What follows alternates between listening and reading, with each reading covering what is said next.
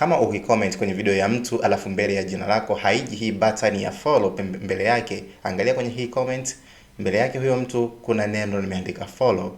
Sasa nataka nikuonyeshe jinsi ya kufanya hivyo, kwa sababu ukiweka hivyo ndio umeweka professional dashboard au professional account kwenye account yako ya Facebook.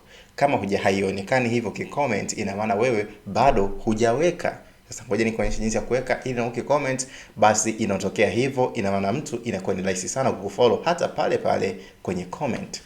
Hatua ya kwanza, nenda kwanza kwenye account yako ya Facebook, alafu nenda kwenye profile yako kwa kukliki alama ya profile. Kisha bonyeza pale juu, kuna alama tatu utaziona. Kisha chini utaona imeandika turn on professional dashboard. Kisha bonyeza turn on. Kisha bonyeza next. Kisha bonyeza next tena. Kisha hapo hakikisha umeweka public suggested. Kisha bonyeza next. Kisha confirm. Kisha hapo bonyeza next tena. Kisha next. Kisha next.